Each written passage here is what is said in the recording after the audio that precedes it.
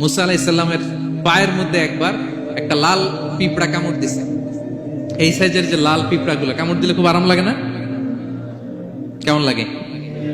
হ্যাঁ, খুব ব্যথা করে, প্রচন্ড ব্যথা করে। তো মুসা আলাইহিস সালামের মেজাজ কি নরম না গরম?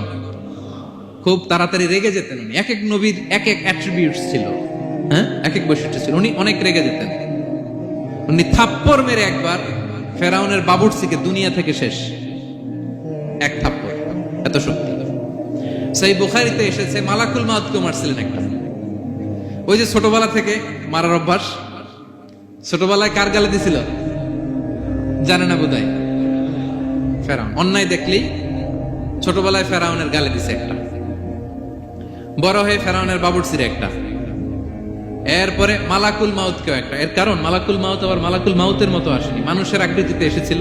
তো পারমিশন না নিয়ে ঢুকছে। উনি ভাবছে এমনি মানুষ, কিরে পারমিশন নিলি না কেন? তো মুসা আলাইহিস সালামের পায়ের মধ্যে লাল পোকা, লাল পিঁপড়া কামড় দিছে, প্রচন্ড ব্যথা পাইতেছে আর ডলতেছে আর রেগে গেছে।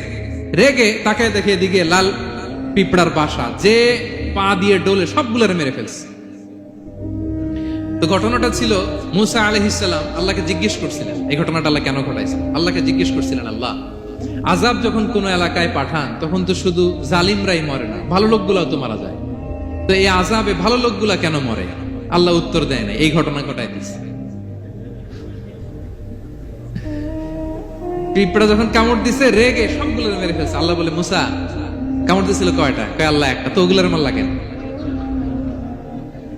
অ্যাকশনে যখন যায় এত কিছু দেখে অ্যাকশন নেওয়া যায় না। এজন্য আল্লাহ বলেন, ওয়াত্তাকু ফিতনাতাল লা তুসিবান্নাল্লাযীনা যালামু মিনকুম খাসসা। ওই ফিতনাকে মানে ওই আযাবকে ভয় করো, যে আযাব যখন আসবে শুধু খারাপ লোকগুলার উপরে আসবে না, ভালো লোকগুলাও বাঁচতে পারবে। কারণ ভালো মানুষরা আশেপাশের লোকদেরকে ভালো বানায় নাই কেন? একা নামাজ পড়েছো কেন? নামাজের দাওয়াত দাও নাই কেন?